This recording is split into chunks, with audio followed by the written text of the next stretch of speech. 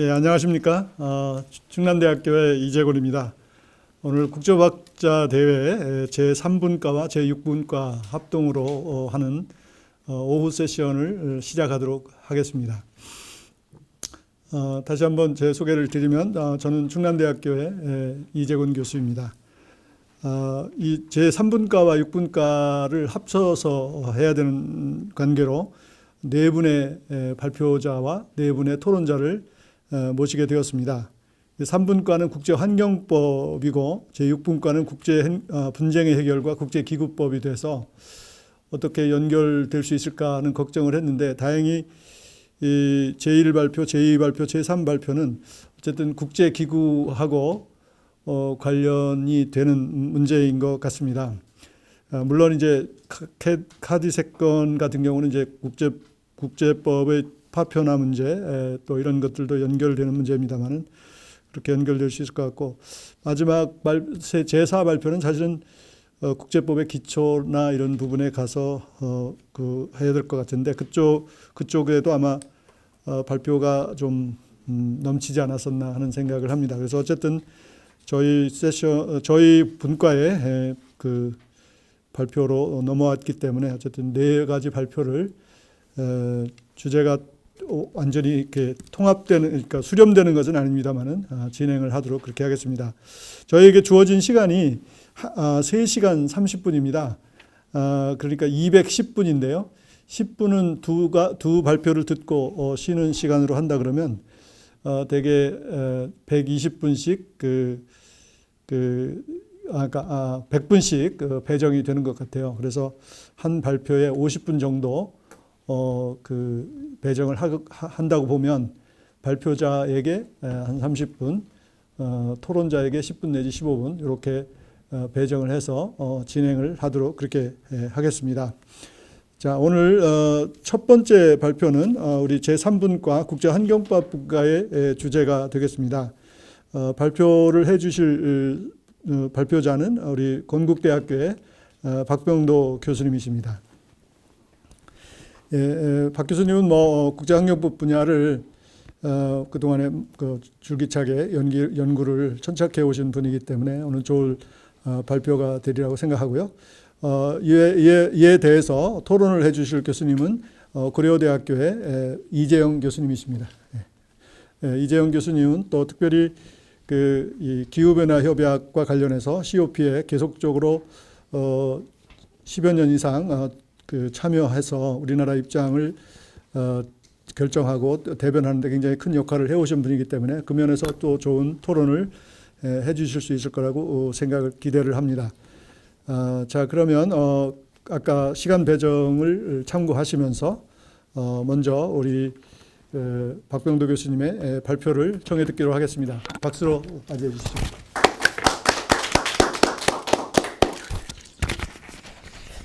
예, 방금 소개를 받은 건국대학교의 박병도입니다.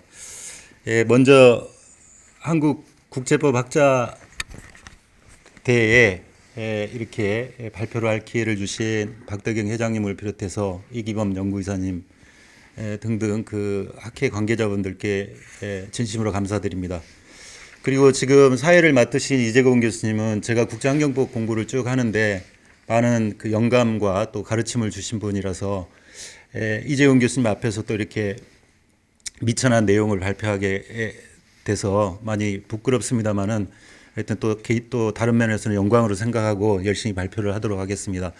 그리고 토론을 맡아주신 이재훈 교수님께서는 그동안 대표적인 다자간 환경협정의 하나인 기후변화 협정에 오랫동안 당사국 총회 제가 오늘 발표하려는 캅스에 참여를 해왔기 때문에 저에게 오늘 부족한 논문을 많이 지적해 주시고 보완해 주실 수 있을 것으로 생각을 합니다. 그래서 매우 저한테는 의미 있는 발표라고 생각을 합니다.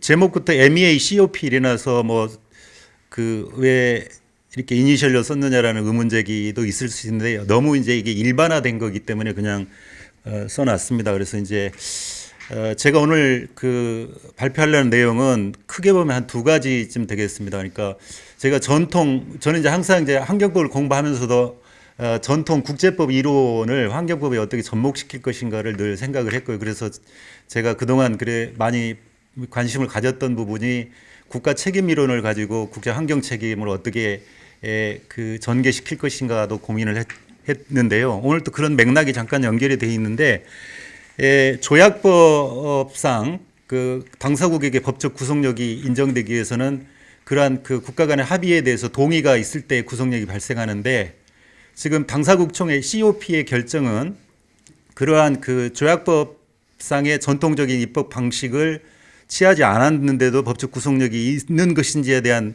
의문이 있었고요. 그다음에 전통적인 국제기구법에서 국제기구의 일종이라고 그 당사국 총회를 이해를 한다라면 그 국제기구의 결정을 우리가 법적으로 어떻게 성격을 규정질 것인가에 대한 고민을 좀 해봤습니다. 물론 이 MEA 저기 이제 MEA COP 그냥 이렇게 표현을 하도록 하겠습니다.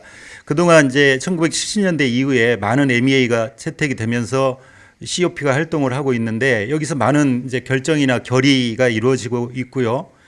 그런데 이 결정이나 결의가 해당 MEA의 어떤 이행에 상당한 영향을 미침에도 불구하고 이 MEA의 결정의 법적 성격에 대한 논쟁은 그러니까 상당히 해묵은 논쟁이라는 거죠. 그런데 제가 볼 때는 지금도 누구도 이 부분에 대해서 명확하게 이건 법적 성격이 구속력이 예를 들면 있다 없다 이렇게 일률적으로 말할 수 없는 사정이고 저 스스로도 오늘 발표를 지금 하는 이 순간까지도 상당히 명확하게 단도직입적으로 이렇게 결론을 내릴 수 없는 그런 주제이다 보니까 제가 요걸 그냥 한번 정리를 해봐야 되겠다 이런 생각을 가지고 이 주제를 선택을 했습니다. 그래서 국제환경법에 대한 관심과 그다음에 이제 이게 당사국에게 법적 구속력이 있는지 없는지 조약 체결 전통적인 그 국제 입법 방식이 조약 체결 방식도 아니고 그렇다고 이제 국제기구법에서 국제기구 기관이 내리는 결의가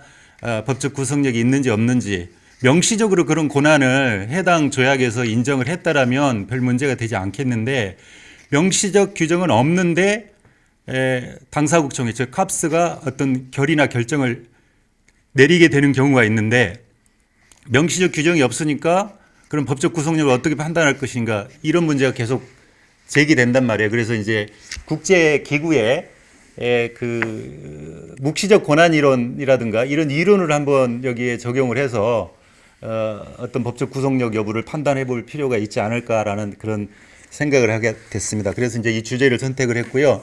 뭐 앞부분은 이제 서론 부분은 1970년대 이후에 많은 그 다자간 환경 협정 즉 MEA가 이제 등장을 하게 됐는데 이거는 그만큼 확산이 됐다는 얘기는 뭘 반증해 주냐면 그만큼 국제 환경 문제가 상당히 중요하게 됐다라는 점하고 그다음에 이제 많은 국가들이 이 환경 문제를 그 중요한 문제로 다루면서 한 국가나 한 소수의 국가만의 노력으로는 이 환경 문제를 해결할 수 없다라는 그러한 인식이 이러한 MEA의 확산을 가져왔다.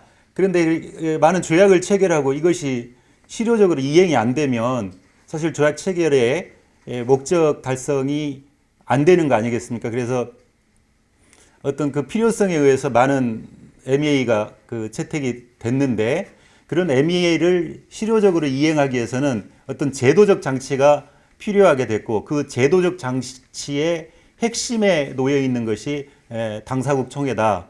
이렇게 이제 서론 부분에 정리를 했습니다. 그런데 이제 아까 말씀드린 대로 그런 당사국 총회의 결정이 법적 구속력이 있는지 없는지 요거를 한번 제가 판단을 좀 분석을 해보고 싶은 마음에 그렇게 정했습니다. 그래서 발표문 이제 283페이지로 가서요. MEA를 어떻게 정의하느냐. 그 MEA라는 용어 자체에서 그냥 우리가 다 읽어낼 수 있는데 그냥 크게 두 가지 요소만 여기서 제가 추려내도록 하겠습니다. 그래서 첫째는 법적 구속력이 있는 국가 간, 즉 국제적 합의 문서에 해당된다라는 거고요. 둘째는 다자간 멀티레터럴이니까 뭐 세 국가 이상이라고 해야 될 것 같지만 제가 UNEP 같은 문서를 보니까 둘 또는 그 이상의 국가에 체결되는 것들을 다 MEA로 정의를 내리고 있더라고요. 그래서 약간은 우리가 그 용어상으로 보면 멀티레터럴이니까 양자 간하고 구별하면 적어도 세 국가 이상이 합의한 국제 문서를 MEA 멀티레터럴이라고 해야 될 텐데 그렇게 이해를 해야 맞는 것 같은데요. 여기 환경부 분야에서 그냥 멀티레터럴을 그냥 두 개 국가 이상, 둘 또는 그 이상의 국가가 체결하는 조약을 그냥 MEA로 이렇게 사용을 하고 있다. 그 문서는 UNEP 문서 속에서도 그렇게 정의를 내리고 있었습니다. 그래서 이제 제가 여기서 MEA라고 말하는 거는 직접적으로 환경 문제를 다루는 두 개 국가 이상이 합의한 두 개 국가 이상이 체결한 국제적 합의 문서를 MEA라고 한다. 이렇게 정의를 내려보도록 하겠습니다. 이러한 MEA는 아까 서론에서 잠깐 말씀드렸다시피 1972년 스톡홀름 인간 환경 회의 이후에 지금 한 50년 됐네요. 근데 30년 동안 체결됐다고 제가 얘기했는데 하여튼 상당히 이 이후에 이제 체결이 됐고 요거는 정확하지 않은 숫자지만 어느 문서를 보면 이 MEA 숫자가 500개라는 문서도 있고 확인할 길은 참 없더라고요. 근데 300개 이상이라고 하는 그런 문서도 있는데 중요한 점은 몇 개가 문제가 아니고 이 MEA가 매우 놀라울 정도로 확산되고 있다라는 겁니다. 그만큼 지금 국제 무대에서 환경 문제가 주 이슈라는 것을 보여주고 있는 것이 아닌가라고 이렇게 정리를 해볼 수 있겠습니다. 그러니까 이런 뭐 몇백 개나 되는 환경 협정이 체결된다는 얘기는 그만큼 국제사회에서 환경 문제가 중요하다라는 거고 그러한 환경 문제의 성격은 전 지구적인 성격을 띠고 있다. 그러니까 특정 국가에 국한되어 있지 않다라는 점을 MEA가 확산되고 있는 모습 속에서도 우리가 읽어내릴 수 있다라고 보고요. 284페이지에는 이런 MEA를 UNEP 문서에 의해서 정리를 해보니까 이제 전 지구적 MEA가 있고 다자간 그러니까 전 지구적 또는 즉 다자간 MEA 우리가 근데 가장 일반적으로 이해한다라면 이렇게 멀티레터럴이라는 내용을 그대로 담으면 전 지구적인 MEA를 얘기할 수 있겠고요. 양자간 MEA도 여기 포함을 하고 있는데 약간은 중심에 있는 것은 아닌 것 같습니다. 중심에 있는 협정은 아닌 것 같은데 하여튼 MEA 유형에는 양자간 MEA도 이렇게 분류를 해서 검토를 하고 있고요. 그 다음에 지역적 MEA 그러니까 지역적 환경 문제를 해결하기 위해서 체결한 그런 MEA가 있고 그 다음에 우리가 이제 기후변화 협약이나 바젤 협약 등등을 뭐 또 생물 다양성 협약에서 보다시피 프레임워크 컨벤션처럼 골격 MEA가 있다.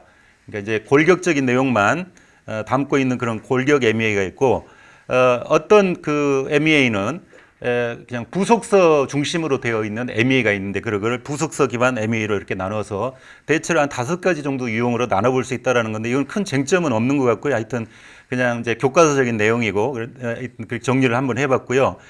대부분의 이런 MEA, 특히 전 지구적 MEA는 아까 방금 전에도 말씀드렸듯이 그런 MEA를 정기적으로 리뷰, 그러니까 피오리딕 리뷰, 정기적으로 어떤 그런 MEA 이행 사항을 점검하고 검토하기 하면서 어떻게 실효적으로 이행할 것인가를 담당하기 위한 일련의 제도적 장치, 즉 뭐 지금 오늘 다루려고 하고 있는 COP라든가 사무국, 그다음에 뭐 부속기구라든가 준수 이행기구 이런 기구들을 설치해서 그 해당 조약의 실효적 이행을 돕고 있다라는 겁니다. 그런데 이제 왜 이렇게 제도적 장치가 필요하냐면요. 사실 환경 문제에 대한 우리 지식이 그러니까 오늘 우리가 몰랐던 것도 뭐 1년 후, 2년 후에는 환경 문제에 대한 지식이 더 확장되는 경우가 있는데 이런 경우에 그러한 것들을 해당 환경 체제에 담기 위해서는 제도적 장치가 필요하다라는 거고요. 또 하나 이런 그 제도적 장치는 보통 MEA를 처음 체결할 때는 골격적인 내용만 정하는데 그 이후에 이제 그것을 이행하기 위해서는 여러 가지 구체적인 사항을 담아야 되기 때문에 그 해당 MEA의 그 실효적 이행을 위해서는 여러 가지 제도적 장치가 필요하게 됐던 것이죠. 그렇게 해서 발표 시간에 아마 주어진 시간에 다 해야 되기 때문에 이 제도적 장치에 대해서는 자세히 설명을 안 하겠습니다만은 285페이지부터 당사국 총회, 사무국, 그 다음에 또 MOP라고 해서 당사국 회의, 그다음에 이제 과학적 기술 보조 기구라든가 이행 및 준수 보조 기구, 기타 여러 기구들이 있는데 말씀드린 바와 같이 저는 오늘 당사국 총회를 중심으로 해서 정의를 하도록 하겠습니다. 이러한 내용들을 보면 MEA에 의해서 설립된 이 조약상 기관들은 새로운 형태의 국제 협력을 보여주는 그러한 것이다라고 이렇게 평가를 해볼 수 있습니다. 그래서 오늘 이제 주로 얘기할 당사국 총회가 어떤 조직인지 잠깐 뒤에도 다시 말씀드리겠지만 보통 이 당사국 총회는 조약 본문의 당사국 총회에 대한 규정이 최근에는 이제 있지만 그 전에는 당사국 총회에 대한 규정이 없었는데 귀준이나 가입 이후에 어떤 이제 당사국 총회 설치에 관한 합의가 이루어져서 설치되는 경우도 있었고 이랬습니다. 그런데 이제 그런 당사국 총회가 지금 MEA에서는 거의 이제 대세적인 어떤 새로운 모델로 다른 대안을 생각하지 않을 정도로 이렇게 그 일반화되고 있다라고 보시면 되겠고, 이 당사국 총회는 MEA의 모든 당사국으로 구성되는 최고 의사 결정 기구다 이렇게 보시면 되겠습니다. 그 이외에 사무국이라든가 나머지 기구들은 그냥 발표문으로 좀 참고를 하시고요. MEA가 유사한 것이 이제 그 MOP 당사국 미팅을 파티라고 해서 이제 당사국 회의라고 그냥 캅스하고 구별하기 위해서 우리나라에서 이제 그렇게 좀 번역을 달리하고 있는데요.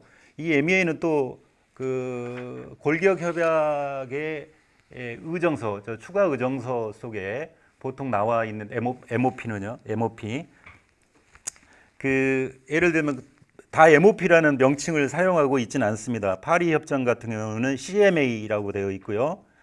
교토 의정서는 CMP로 되어 있는데 이와 같이 그 구조나 운영 내용은 그 캅스와 유사하지만 그 추가 의정서와 관련된 또 당사국 간의 회의체이기 때문에 그걸 구별을 해서 이렇게 하고 있는데요. 그 파리 기후변화 협약처럼 그 CMA가 즉 저기서 말하는 이제 MOP로 제가 통칭을 했습니다만 MOP가 동시에 개최되는 경우도 있고 별도로 개최되는 경우도 있기 때문에 그 해당 MEA 체제를 들여다봐야만 동시에 개최되고 전혀 별개의 것인지 아니면 거의 같은 기구인지를 구별할 수 있을 것으로 생각을 합니다. 그다음 이제 이런 287페이지로 가서요. 잠깐 이제 이런 COP가 어떻게 해서 등장을 했느냐. 최초는 1971년에 채택된 남사르 협약에서 이 MEA가 등장하기 시작하는데 당시에는 COP가 등장하게 되는데 당시에는 당사국 총회 즉 캅스라는 표현을 쓰지 않았습니다. 남사르 협약에서는 습지 및 물세 보존에 관한 회의라는 그런 기구로 출범을 했고요. 권한도 매우 제한적이었습니다. 거의 권고적 즉 자문적 권한만 부여를 했고 또는 그 회의에 의제 설정하는 것 정도만 인정을 했습니다. 그러던 것이 1982년에 파리 의정서에 의해서 이제 이 남사르 협약의 추가 의정서에 해당되는 파리 의정서가 1982년에 채택이 됐는데 그 의정서에 의해서 협약을 개정할 수 있는 권한을 이 Conference of the Conservation of the Wetland and Water Power에 이렇게 부여를 했었습니다.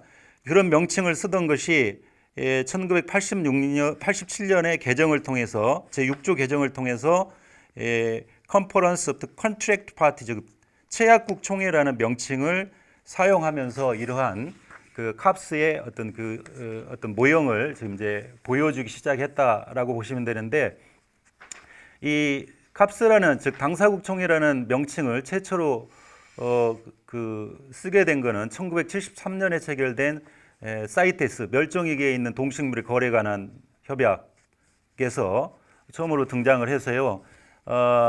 이 이제 사이테스에서 이 캅스는 가장 광범위한 권한을 이 캅스에 부여를 했고요.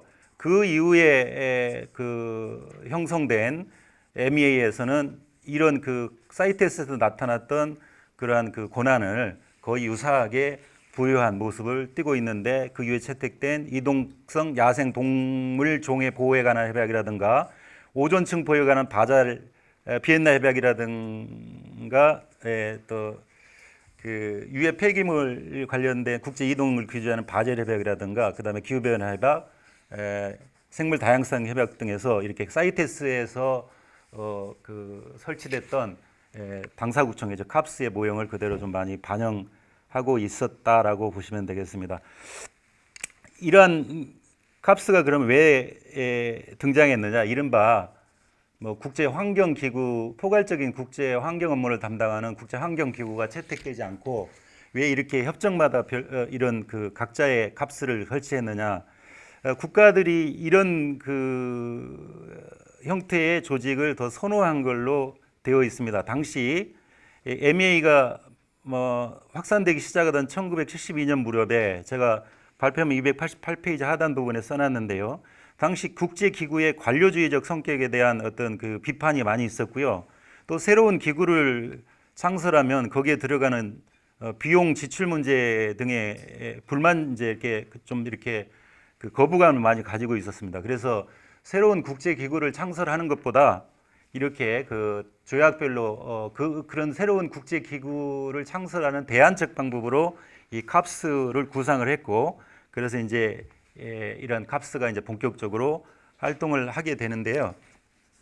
그래서 이제 여러 가지 여러 조약에서 이제 캅스가 유행처럼 되게 확산이 되고 있고, 이런 캅스에게 최근에는 상당히 폭넓은 입법권, 로메이킹 어떤 어소러티를 인정하고 있는 그런 모습들이 나타나고 있어서 이런 캅스를 전통적인 국제기구의 새로운 모델이다라고까지 이렇게 얘기를 긍정적으로 평가하는 그러한 의견들도 있습니다.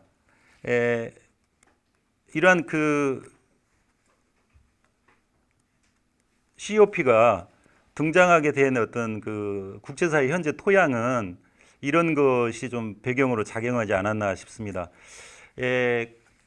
기존의 국제기구에게 어떤 그런 캅스의 역할을 맡기면 새로운 MEA의 당사국하고 기존 국제기구의 당사국하고 일치하지 않을 수가 있습니다. 그러니까 어떤 뭐 UNEP를 예를 들면요, UNEP 당사국이 있는데 그 당사국이 특정 MEA의 동일하게 당사국이지 않기 때문에 어떤 특정 국제기구에게 또 특정한 MEA의 어떤 그 기구 역할을 맡기는 것이 그렇게 그 당사국이 일치하지 않아서 그런 문제가 있어서 하여튼 새로운 모델로 새로운 국제기구 모델로 COP를 선호하게 된 것이 아닌가라는 그런 의견이 있고요. 또 하나는 아까도 잠깐 말씀드렸지만 새로운 국제기구를 설립하는 것은 또 많은 비용과 인력과 또 조직이 필요로 하기 때문에 그에 대한 부담감이 존재를 했고요.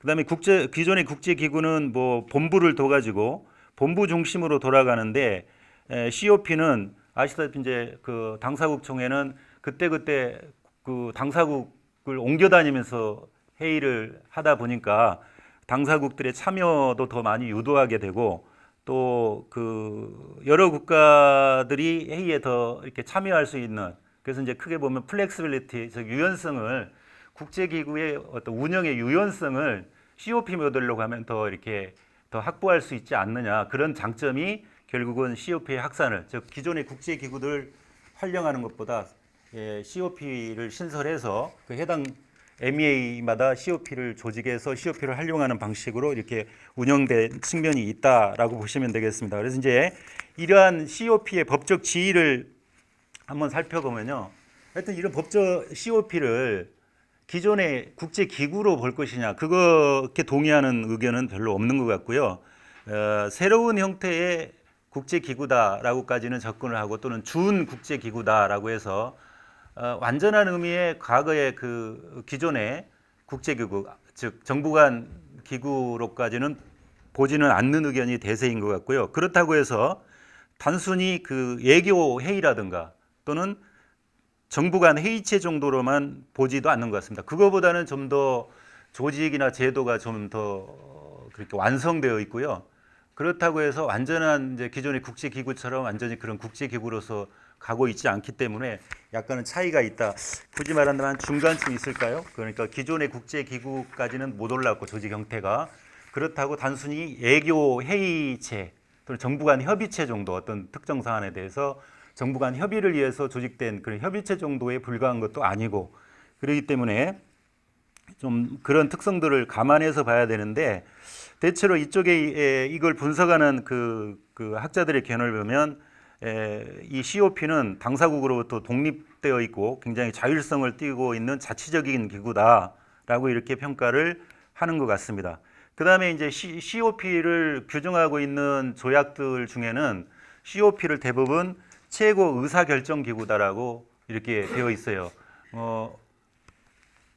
그러니까 그 해당 MEA에 있어서는 최고 의사결정기구가 모든 당사국으로 구성되어 있는 이 COP다라는 점을 분명히 밝히면서 그 COP에 많은 권한을 부여하고 있다라는 겁니다. 그런 내용들을 제가 290에서 290페이지에 적어놓고 있는데요. 우리 소병천 교수님 최근에 논문 보니까 그 국제기구의 새로운 모델 또는 준정부 간 기구로 인정하는 것에 대한 이제 의견을 필요하고 있더라고요. 그래서 하여튼 그런 의견이 좀 그러한 의견에 제가 별도의 다른 의견을 갖고 있지는 않고요. 그러면 그 일반적인 이제 예교 회의하고도 차이점은 이 COP는 연속성이 있다. 계속해서 제 21차, 22차, 25차 파리 협정 당사국 총회 이런 식으로 연속성을 띠고 있는데 예교 회의는 연속성이 없는 경우도 꽤 있다라는 거죠. 그다음에 항구적인 그러니까 퍼머먼트 스탠딩 그러니까 퍼머먼트 내지는 스탠딩 어떤 그런 어울간 그러니까 상설적인 그런 기관들을 두고 있는 것이 예교 회의하고는 또 차이가 있다고 볼 수 있고요. 그렇다고 단순히 그러니까 정부 간 협의체라고만 볼 수 없는 것이 예를 들어 보면 세계 지적재산권 기구는 남사르 협약 사무국에게 법인격을 인정했던 사례가 있습니다. 그러니까 남사르 협약 자체가 자신의 로고, 엠블렘도 사용할 수 있고 또 그 국가가 국기에 대한 권리가 있듯이 그런 그 협약의 협약체가 그 어떤 그런 엠블렘이라든가 이런 것과 관련돼서 자신의 권리와 의무를 가진 항구적인 실체라는 것을 인정했던 사례를 놓고 보면 이런 세계 지적재산기구는 물론 제한된 사례지만 이 COP에게 법적인 리걸 퍼스널리티를 인정했다라고 이렇게 해석이 가능한 부분도 사례도 있었다라고 보여집니다. 그다음에 이제 그러면 이런 그 MEA는 이제 오늘 이제 발표의 주 내용인 법적 그 COP 결정의 법적 성격을 좀 검토하기 위해서 MEA는 COP에게 어떤 임무나 권한을 부여했는지를 좀 볼 필요가 있습니다. 보통은 MEA에서 어떤 COP의 역할, 기능이나 임무를 규정하고 있습니다만은 딱 명시적으로 규정이 되어 있지 않더라도 묵시적으로 COP의 어떤 역할이나 임무를 또 인정하는 것들도 있습니다. 대체로 발표문 291페이지를 보시면 대체로 COP에게 어떤 역할을 맡기고 있냐면 당사국이 MEA 이행과 관련된 보고서를 제출하면 그 보고서를 정기적으로 검토하는 그런 역할을 COP가 담당을 하기도 하고요. 그 다음에 각 당사국 정부나 NGO, 그 다음에 개인으로부터 제공된 새로운 정보를 검토해서 당사국들에게 이행과 관련된 어떤 지침을 공고하는 그런 역할도 하고요. 그 다음에 이제 오늘 검토하려고 하는 어떤 효과적, 실효적 이행을 위해서 필요한 어떤 결정문, 디시전을 채택하는데 그런 역할도 COP에게 부여되어 있고요. 또 그 해당 MEA를 개정하거나 또는 그 해당 MEA의 하부 문서인 새로운 의정서를 추가로 채택하는 그런 권한도 COP에게 부과하는 경우도 있고요.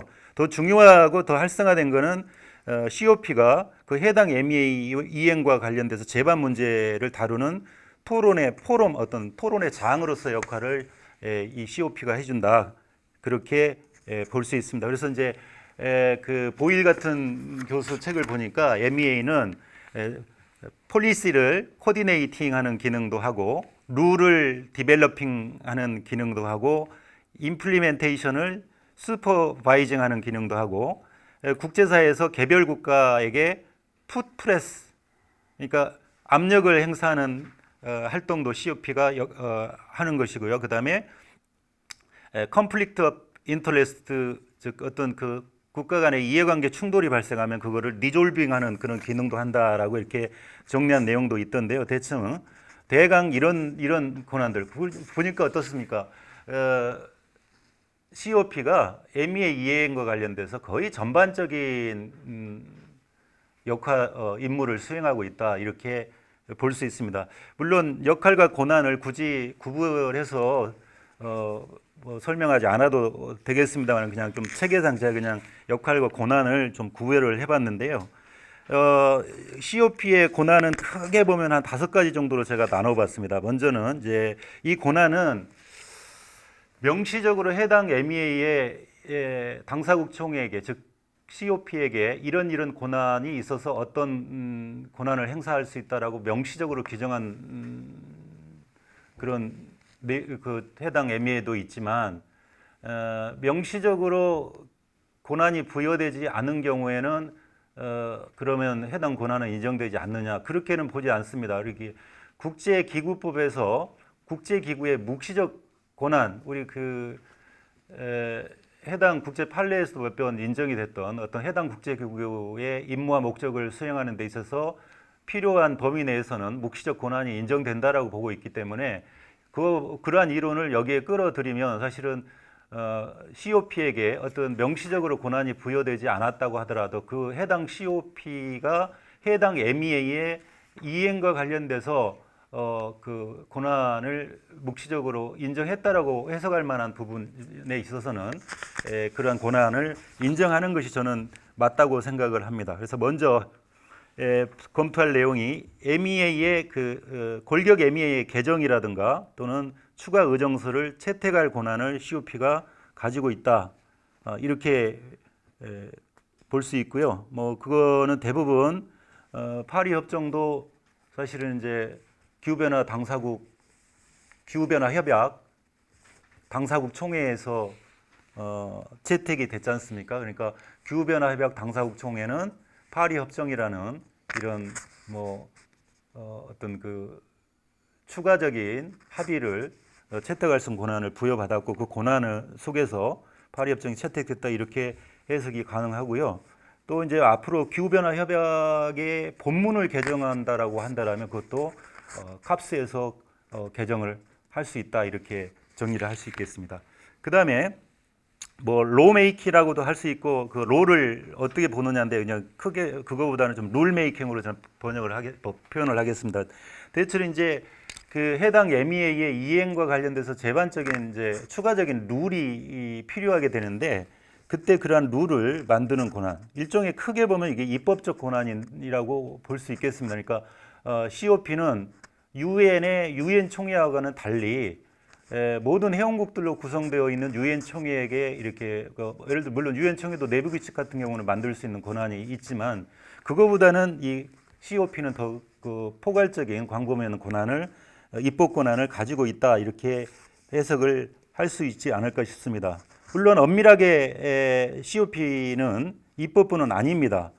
그렇지만 실제 보면은 COP가 여러 가지 룰을 만들어내고 그런 룰을 통해서 해당 MEA의 실효적 이행에 상당한 그 영향을 행사하고 있기 때문에 입법 권한을 행사한다라고 이렇게 해석을 하더라도 큰 게 틀린 것은 아니다라고 생각을 하고요. 셋째는 감독 권한입니다. 자, 아까도 말씀드렸지만 1970년대 이후에 많은 MEA가 채택이 됐는데 이른바 조약의 과잉 상태라고 말할 정도로 걷다가 발에 걸리면 환경 문제와 관련된 조약이다라고 할 정도로 환경 조약이 많은데 많이 체결하면 뭐합니까? 이것이 잘 이행될 수 있도록 감독할 수 있는 감독을 해야 되죠. 그래서 그런 권한을 COP에 부여하고 있다라는 내용을 COP 권한 중에 하나로 제가 제시를 했고요. 그 다음에 역시 이 법률가의 숙명은 법의 해석에 있지 않습니까? 결국은 조약도 하나의 법이고 또 관련된 규칙들을 구체적인 상황에 적용하기 위해서는 해석이라는 숙명적 과제에 부딪히게 되죠. 그러면 누가 이런 해석 권한을 가지고 있느냐? 뭐 학자가 자유롭게 학자들이 또는 그 실무가들이 자유롭게 자기 의견을 개진하는 거하고 유권적 해석은 다르기 때문에 이런 권위 있는 해석은 COP가 하도록 하고 있다라는 겁니다. 그래서 MEA 조약을 해석하는데 COP가 수시로 관여를 하고 그럼으로 인해서 당사국의 실질적 의무에 상당히 영향을 미치는 그러한 모습을 보여주고 있다. 그러니까 MEA 조항을 특정 조항을 이렇게 해석을 함으로 인해서 그 MEA 당사국들의 구체적인 의무가 무엇인지를 이렇게 밝혀주는데 상당한 그 역할을 하고 있다. 그 MEA 해석 권한을 COP가 가지고 있다라고 이렇게 보시면 되겠고요. 그 다음에 다섯 번째 권한은 준수 메커니즘과 관련한 권한인데요. 이제 이른바 어떤 당사국이 해당 MEA를 이행하지 않으면 이른바 불준수 상황이 발생합니다. 그거에 대해서 보통 이제 그 불준수 문제를 주로 다루는 이행 및 준수위원회가 그 어떤 당사국의 불준수 문제를 검토를 해서 COP에 보고를 하면 COP가 결국은 이 불준수 국가에 대해서 어떻게 할 것인가, 이른바 이제 처벌을 하는 개념은 아니고요. 왜 불준수, 이 non compliance 문제가 왜 나타났는지를 캅스가 검토를 해서 이 국가는, 이 당사국은 재정적인 어떤 부족 때문에 이행을 못했다라면 캅스가 재정 지원에 관련된 결정을 하기도 하고요. 또는 이 해당 국가가 어떤 특정 기술이 부족해 가지고 MEA 이행을 못했다라는 그런 그 검토 결과가 나오면 그거에 대해서 캅스가 뭐 이 해당 국가에게는 기술적 지원을 한다든가 또는 뭐 교육이라든가 훈련을 시켜준다든가 이런 결정들을 함으로 인해서 이런 것들이 결국은 COP의 준수 메커니즘과 관련된 권한이 이렇게 부여됐다, 이렇게 볼 수 있고요. 그 이외에도 제가 294페이지 상단에 뭐 다자간 환경 기금을 임시적으로 뭐 이렇게 설치하는 등등 어떤 그런 사례도 있었고 몇 가지 사례도 있었는데 추가적으로 COP의 권한을 좀 몇 가지 더 검토를 해드렸습니다. 물론 이거에 대한 논쟁, 법적 구성력이 있느냐 논쟁은 있는데 그거는 계속해서 이어서 이제 말씀을 드리도록 하겠습니다. 제가 서론에도 말씀드렸듯이 그러면 이런 COP가 많은 권한과 또 역할을 수행하면서 그것과 관련된 이제 결의나 결정을 하게 되는데 가장 뜨거운 논쟁 중에 하나가 바로 지금 말씀드리려는 이런 COP의 결정 내지 레졸루션이나 디시전의 법적 성격과 관련된 논쟁입니다.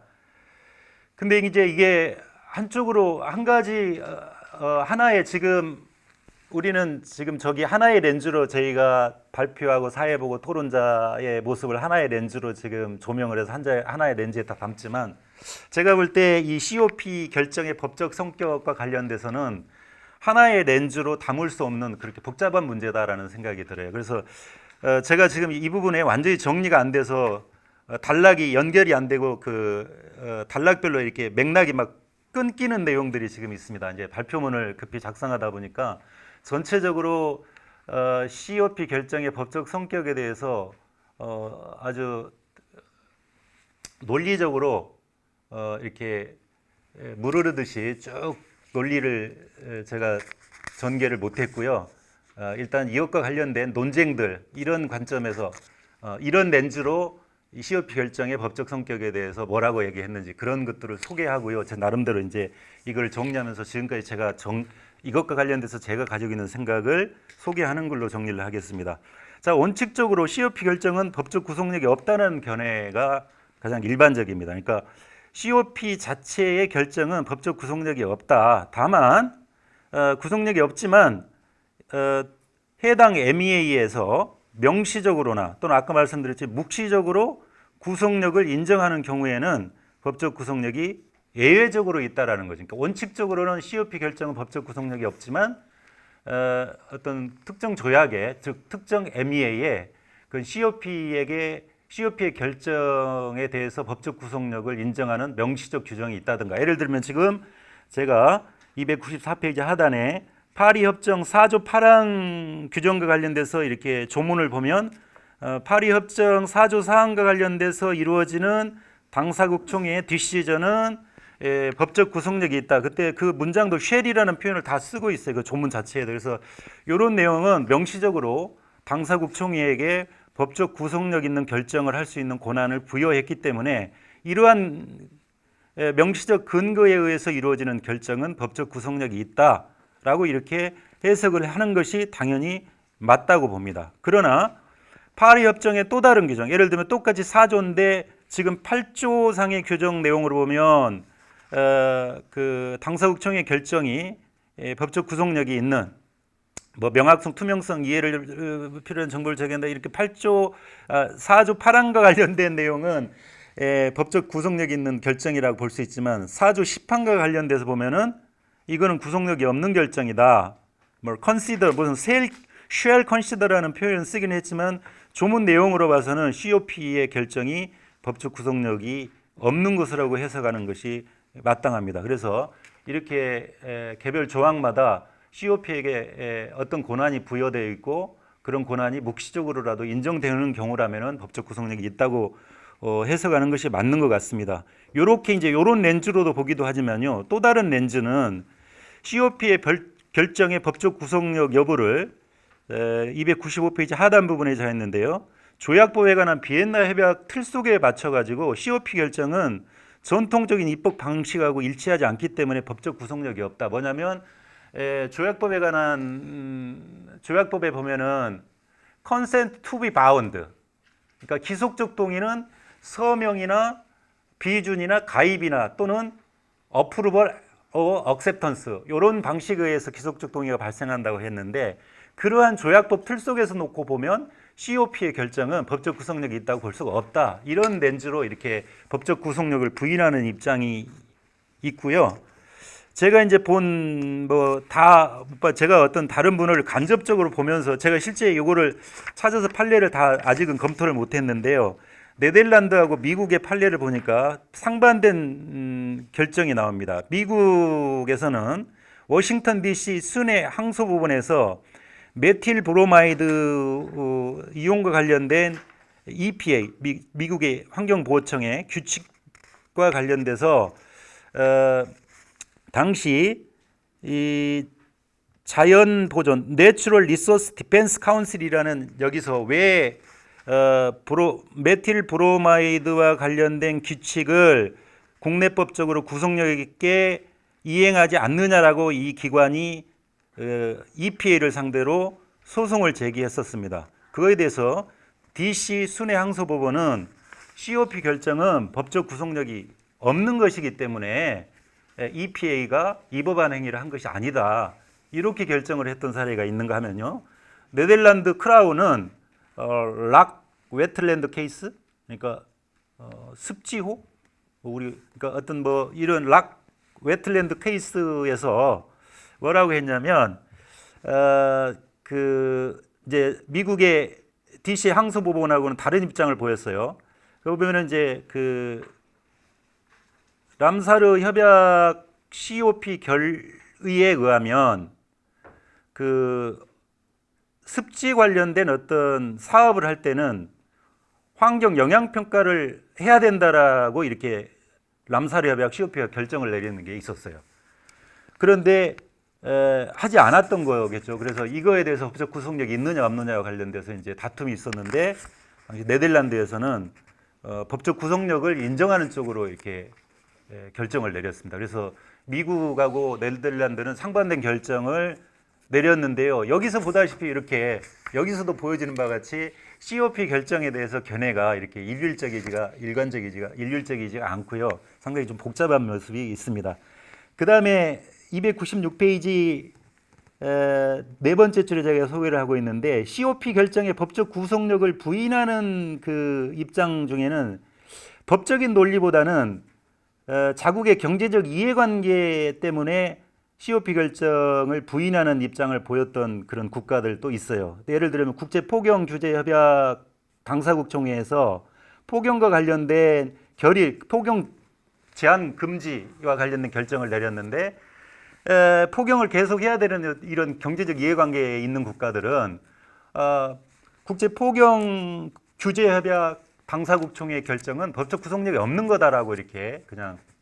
근데 그것이 어떤 법적인 치밀한 논리에 의해서 법적 성격을 부인했다기보다는 자국의 경제적 이해관계 논리에 의해서 부인한 사례도 있는 걸로 제가 지금 봤고요.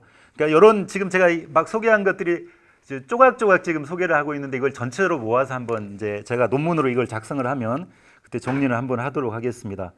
그다음에 이제 요거 좀 재미있는 건데요. 그 1995년에 바젤 협약 당사국 총회가 선진국가 개발도상국 간의 그 이제 이온 폐기물에 대해서는 수출을 금지하는 이런 COP 결정을 내렸습니다.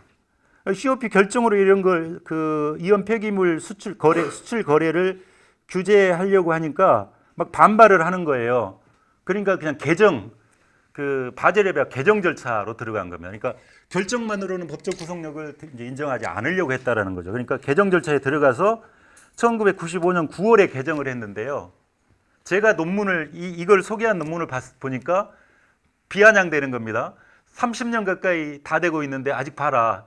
그냥 COP 결정으로 이렇게 바젤 협약의 원래 채택 목적을 달성하기 위해서는 COP 결정만으로도 법적 구속력을 인정해서 이렇게 협약 목적 달성을 도모해야 되는데 꼭 조약 개정 절차로 들어가니까 봐라. 그건 30년 동안 지금 조약 발효가 되지 않고 이제 비준을 안 해버리는 거예요. 국가들이 개정 절차로 하자고 했고 개정 절차에 비준을 안 하니까 그 개발도상국과 선진국 간의 이온 폐기물 수출 규제와 관련된 그 내용이 적용이 안 되는 거예요.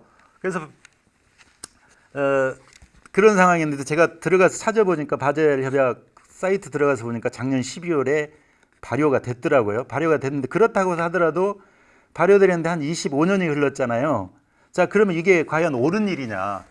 즉 COP 결정의 법적 구속력을 부인하고 절차가 까다로운 개정 절차를 통해서 조약법에 관한 비엔나 협약 틀 속에서 이 문제를 해결하자라고 하는 이런 주장이 국제 환경 문제의 시급성을 놓고 봤을 때 과연 적절한 거냐라는 그런 비판을 하지 않을 수 없다라는 겁니다. 그래서 별로 바람직하지 않다. 그러니까 시급한 문제를 빨리 해결해야 되는데 조약 개정 절차로 들어가면 지금 이 사례에서 본 바 같이 25년도 걸리고 뭐 장기간이 걸리는데 그렇게까지 해가면서 원래 협약의 목적 달성을 못 이루는 것이 되려 그것이 당위성이 있느냐라는 그런 문제 제기를 할 수 있다라는 겁니다. 그런 맥락에서 즉 아까 네덜란드 사례나 이 사례와 관련돼서 이제 하고 싶은 얘기가 뭐냐면 COP 결정이 법적 구속력이 있냐 없냐 우리 그런 거 좋아하잖아요. 저도 그런 해석법학으로 이미 대학 다닐 때 공부를 했기 때문에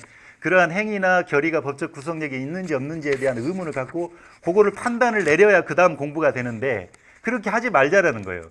어떤 그 결정에 법적 구속력이 있냐 없냐가 문제가 아니라 그러한 결정을 통해서 원래 MEA의 당사국들에게 부과된 의무를 어떻게 구체화시키고 심화시켰느냐 그런 결의에 의해서 그 측면을 보자라는 거죠. 이것이 법적 구속력이 있냐 없냐 그런 거 따지지 말고 그러한 결의가 당사국들의 의무를 어떻게 더 심화시키고 그러니까 더 어떤 더 이렇게 당사국들 의무를 더 활성화시키고 더 구체화시켰느냐 그 결의가 그런 맥락에서 내용을 찾아내는 게 중요하지 이게 법적 구속력이 있어 없어 막 이렇게 따지지 않는 게 옳다. 되려 소프트로적인 접근 방식에 대한 어떤 장점을 이 COP 결의에서는 충분히 살려야 된다 그런 주장들인 것이죠.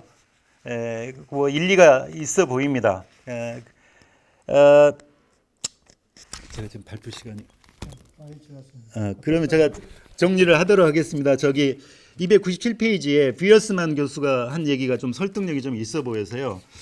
그 COP 활동 법적 성격을 결정하는데 4가지 요소를 제시하고 있더라고요. 그러니까 당사국이 동의를 했느냐, 이것도 한번 보고 COP에게 그 해당 조약이 얼마만큼의 권한을 부여했느냐. 제가 297페이지 중간 부분에 있습니다. 그다음에 당사국들이 그러한 COP 결정문에 문구를 집어넣는데 그 문구에 어떠한 언어를 표현했느냐, 즉 법적 구속력을 생각하고 그런 용어를 썼느냐 안 썼느냐, 그것도 한번 따져보라는 거고요. 그 다음에 그러한 결정이 당사국의 의무 및 그 이행에 어떤 영향을 미쳤는지 이렇게 네 가지 축을 제시를 했어요. 그래서 이걸 종합적으로 검토를 해서 당사국 청의의 법적 구속력을 이렇게 따지는 것이 좋겠다, 이런 방법을 제시했는데, 제가 이거에 대해 좀 쏠기에 뭐 손을 들어주고 반대, 아까 오전에 박기혁 교수님 손 드는 건 반대한다고 듣는 거죠. 저는 찬성하는 손을 들어주고 싶은 그런 생각이 들었습니다. 그래서 이제 제가 정리를 하면요, 이런 것 같습니다. 뭐 정리를 하기보다는 뭐 들으시는 대로 COP 결정은 법적 구속력이 있다라고 보는 입장이 있고, COP 결정은 사실상 또는 연성적인 효력은 있지만 공식적으로는 법적 구속력은 없다라고 보는 입장, 이 두 가지 입장.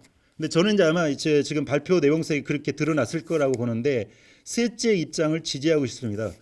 즉 COP 결정은 공식적으로는 구속력이 없지만 MEA에서 명시적으로나 묵시적으로 COP의 입법적 권한이 인정된 범위 내에서는 그런 결정이 법적 구속력이 있다. 이거를 아까 제가 뭐 발표서에서 잠깐 나왔지만, 조약법 측면에서 접근하면 COP 결정이 구속력이 없지만 국제기구법 측면에서 보면 법적 구속력이 있다라고 이렇게 보는 입장으로 좀 정리를 하고 싶고요. 아까 그 네덜란드 사례를 소개하면서 제가 그 말씀드렸던 말로 대체를 하고 싶습니다. 그러니까 그 이제 COP 결정이 법적 구속력이 있느냐 없느냐 여기에 너무 집중하지 마시고, COP 결정으로 인해서 그 해당 MEA 당사국들이 부담해야 된 의무를 얼마나 심화시키고 또 얼마나 구체화시키고 그 의무를 이행하는데 어떤 긍정적인 영향을 미쳤느냐, 이런 쪽에서 그 결정의 내용을 검토하는 것이 더 올바른 방향 아닌가. 법적 성격에 대해서 계속 들여다본들 이렇게 간명하게, 지금 제가 좀 발표를 깔끔하게 좀 못, 항상 발표하고 나서 이런 말 하는 것도 부담스럽습니다만은 좀 긴장도 하고 그렇습니다. 간명하게 제가 발표를 못한 거는 제 능력인 일부분도 있지만은, 쟁점 자체가 간명하게 정리하기가 좀 어려운 부분도 있기 때문에 법적 성격이 이렇다 저렇다라고 일률적으로 간명하게 말할 수 없는 부분도 있고, 그러니까 COP 결정의 법적 성격에 너무 천착하지 마시고 MOE 그 COP 결정들의 내용들을 봐서 아까 말씀드린 대로 그런 COP 결정이 당사국의 의무를 얼마나 심화시키고 더 강화시키고 또 구체화시켰는지, 그런 내용들에 더 구체적으로 검토하는 것이 바람직하지 않을까라는 생각을 합니다. 긴 발표 들어주셔서 고맙습니다. 네. 새로운 주제를 정리하시느라고 시간을 많이 쓰셨습니다. 근데 기왕이면 준비된 것이 가급적 발표되는 것이 좋을 것 같아서 사회자로서 제재를 하지 않았습니다. 사실 국제 무대에서 어떤 때는 국제법에 그 과제를 주는 행위자들이 새롭게 나타나고, 국가와 관련해서도 국가 유사 조직체들이 나타나고 또 국가를 괴롭히는 행위자들도 나타나는데, 지금 국제 문제를 해결하기 위한 것으로서 또 다른 주체라고 할 수 없는 행위자들이 나타나는데, 이 COP도 그러한 문제 중에 하나라고 생각이 됩니다. 그래서 상당히 그 중요한 문제를 잘 다뤄주셔서 우리가 또 많이 공부할 수 있는 기회가 된 것 같습니다. 이제는 우리 이재용 교수님으로부터 좋은 토론을 또 듣도록 하겠습니다. 박수로 맞이해 주시죠.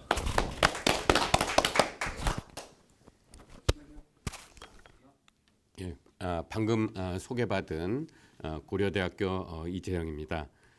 오늘 박병도 교수님께서 COP의 법적 지위와 COP 결정의 성격, 법적 성격에 관해서 매우 상세하게 오랜 시간 동안에 상세하게 설명을 해주셨기 때문에 제가 뭐 이렇게 더 덧붙여 드릴 말씀은 별로 없을 것 같습니다. 처음부터 끝까지 모든 쟁점에서 박 교수님이 말씀하신 것에 제가 전적으로 같은 의견을 갖고 있기 때문에 덧붙일 말씀은 없지만은 몇 가지만 보충적인 방식이라고 할까요? 뭐 이런 부연 설명을 드리도록 하겠습니다.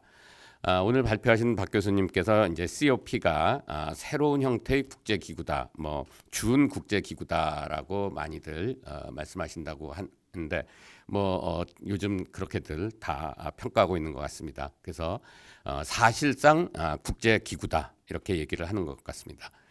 특히 UNFCCC 같은 경우에는 이제 본의 그 본부가 소재하고 있고 캅은 아니지만 GCF가 UNFCCC의 COP 결정에 따라서 설치가 돼서 우리나라 송도에 있는데 이러한 기관이 어디에 있게 그 본부를 갖게 되려면은 그곳 정부와 소재지 협정을 체결해야 되죠. 그러려면 법인격이 있어야 되고 그 법인격을 인정하는 방법들이 여러 가지가 있었는데 그 당시에 이제 다른 UNFCCC 당사국들 또는 그 협약 본부와 우리나라 정부 사이에도 어떻게 GCF의 소재지 협정을 체결하기 위한 법인격을 부여할 것이냐에 관해서 여러 가지 그 논의도 있었고 또 서로 다른 입장을 갖고 있기도 했는데 국내법적으로 법인격을 인정을 한 뒤에 소재지를 관련된 협정을 체결할 수도 있고 그다음에 여러 나라들이 다수 국가들이 이제 법인격을 인정하는 어떤 법률을 만든다던가 그런데 우리나라 같은 경우는 그런 법률을 또 만든 적이 없기 때문에 좀 난처한 그러한 상대의 주장도 있었고 아니면 COP 결정으로 과연 법인격을 인정할 수 있느냐 이런 논란도 있었는데 여하튼 이러한 법인격이 대체적으로 많이 인정이 되는 사실상 국제기구다라고 할 수 있겠습니다. 그러면 COP의 권한은 아까 상세하게 박 교수님께서 설명을 해주셨는데 아마 서둘러 얘기하시느라고 표현상에 약간 정확하지 않은 부분이 한 군데는 있었던 것 같습니다. COP가 MEA를 개정할 권한이 있다라고는 생각하지 않습니다. 개정안을 채택을 하는 거죠, COP에서. 그럼 나중에 이제 당사국들이 그거에 대해서 비준을 함으로써 개정이 되는 거죠. 그것 이외에는 말씀하신 대로 저도 이해를 하고 있고 COP의 그 입법권을 말씀을 하셨는데 여기에 관해서 한 가지 좀 이해를 돕기 위해서는 COP도 사실상의 입법 권한이 있다라고 당연히 생각을 합니다. COP에서 여러 가지 채택하는 룰이 역할을 하는 거죠. 국내법에서 봐도 형식적인 입법권은 국회에 있지만은 사법부인 법원에서도 대법원을 운영하기 위한 규칙을 채택한다던가 이런 사실상 입법권을 행사하는 거고 국회에서도 행정부에서도 시행령 시행규칙이라는 것을 만들고 하기 때문에 형식적인 그 입법권은 입법부에 속해 있다 하더라도 행정부, 사법부가 다 이런 사실상 입법권을 행사하듯이 COP도 그러한 권한을 행사한다라고 할 수 있겠습니다. COP의 결정에 법적 성격이 있는데 먼저 조약에서 명시적으로 COP 결정에 대해서 법적 성격을 인정하고 있는 경우가 있습니다.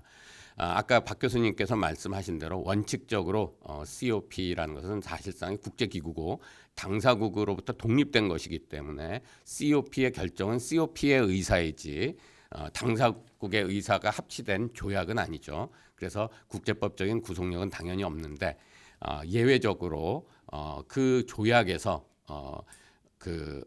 COP 결정의 구속력을 인정하고 있는 것이 있는데 오존층 파괴물질 규제에 관한 몬트리올 의정서에 보면 그 오존층 파괴 지수인지 저도 이런 기술적인 내용을 잘 모르겠는데 그런 걸 비롯해서 두 가지 사항에 관한 당사국 총회의 결정은 당사국을 구속한다라고 명시적으로 규정되어 있습니다.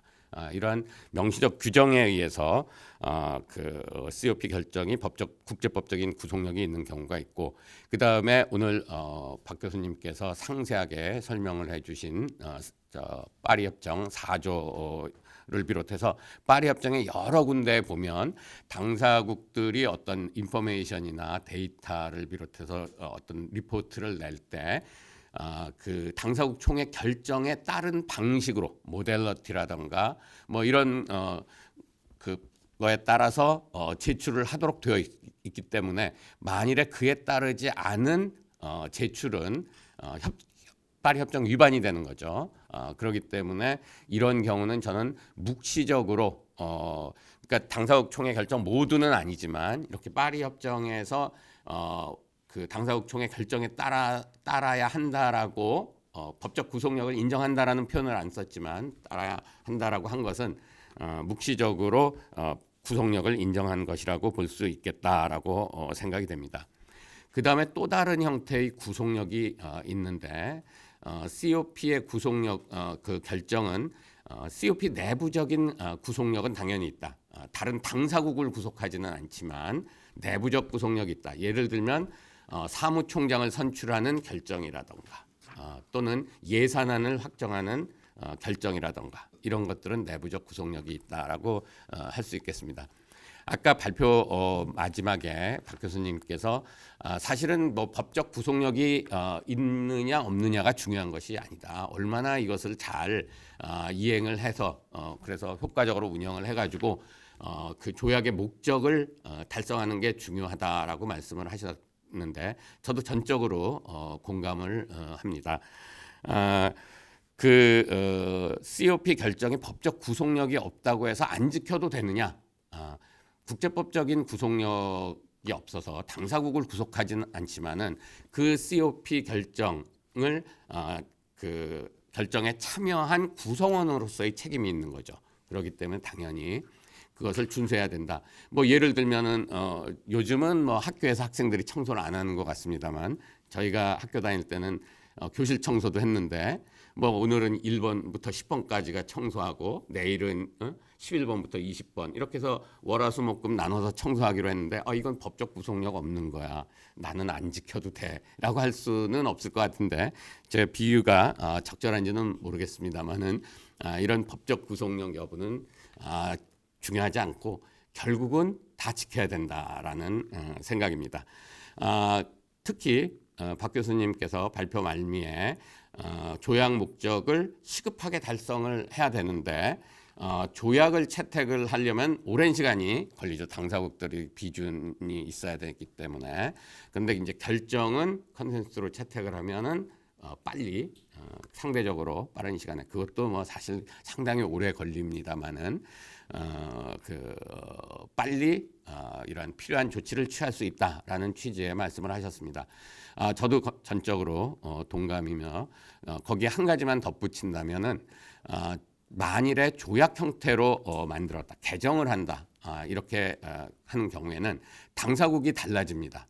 그렇기 때문에 동일한 룰이 전체에 적용되는 것이 아니고 일부 비준한 국가들만을 대상으로 그 새로운 룰이 적용되는 것이다. 그렇지만은 서로 뭐 협의를 통해서 그 컨센서스를 이뤄서 COP 결정이 된다면 기존에 있는 당사국 모두에게 그것이 적용된다는 면에 있어서도 통일적인 룰을 적용할 수 있다는 점에서도 더 바람직한 면도 있다. 물론 국제법적 구속력이 없다는 것이 야기하는 문제점도 없지는 않겠지만 그럼에도 불구하고 당사국 총회 결정이 모든 룰을 한 번에 세세하게 만들기가 어렵기 때문에 그런 점에서도 상당히 유용한 툴이다라고 생각이 됩니다. 네, 이상으로 제 토론을 마치겠습니다. 감사합니다. 예, 시간을 지키셔서 토론을 해주셔서 감사합니다. 그 토론에 대해서 혹시 그 코멘트 할 것이? 고맙습니다. 고맙습니다.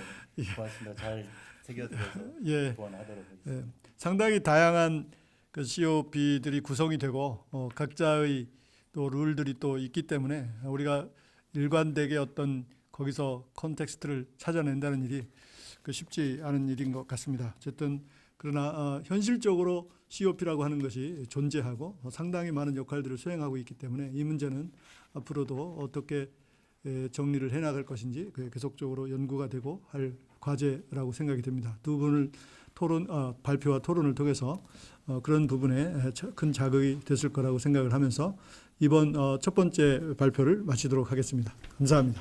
고맙습니다. 좋은 코멘트 고맙습니다.